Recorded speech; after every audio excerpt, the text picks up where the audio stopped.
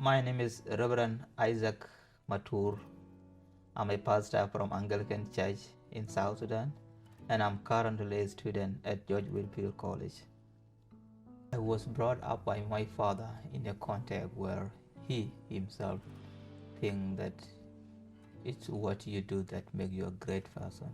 I got to change that mindset, and it came seriously because of the life that I see in one of the older women. She was old and blind. So it struck me when I look at that woman, the miserable situation she was in. I felt like I'm obligated to do good thing to such miserable people. So I usually pick her to the church and from the church back home using that stick because to show her the way. Sometimes my father is happy on what I'm doing, but sometimes he could beat me up because I spend a lot of time in the church. In my heart, I was thinking about that woman again, about that God he believed in. What would that God do to her? A God that does not even give her her eyes, and looking at the situation she was living in. But when I was probably 13 years, I can remember, I asked that woman the same question.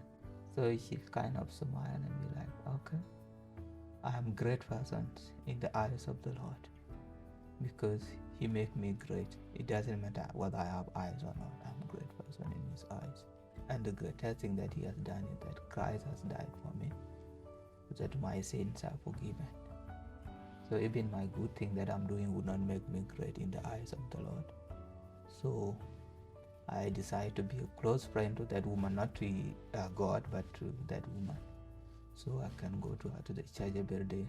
And that was the biggest problem between me and my father. Because my father thought that is really the waste of time. Because people who go to church are just wasting time. They have nothing to do.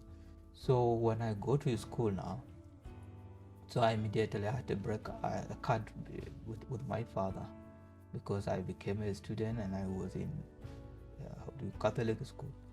So all my life changed now to leaning toward Christianity. And so that very hard problem with me.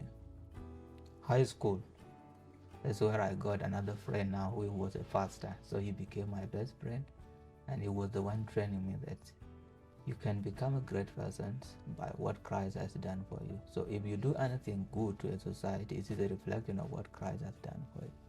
So I became a close friend with that pastor, and I became a great enemy to my father. I don't have enmity with him, but he considered me a traitor because I'm not working in line with what he thinks. So when I finished high school, I decided to join theological school, and that's when we had a break totally with him. He withdrew all his support, but I didn't change my mind. I keep pressing on.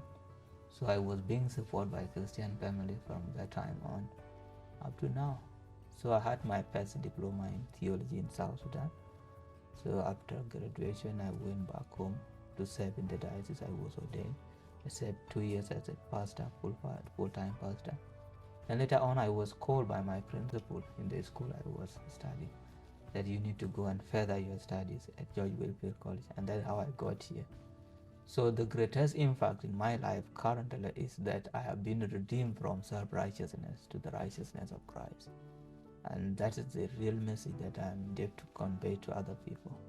So my first year, that was higher certificate 2021, was a hard time trying to fit myself into the system. So it's now a new experience, and what is actually making it an interesting experience is that I'm now starting to enjoy biblical languages.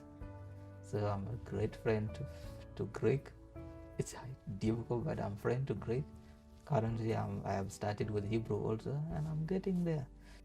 I thought it was something to injure my faith, but now it is something to build up my faith. After my graduation here, I will go to my former college and start teaching there. I will also be teaching pastors on the ground there to equip them.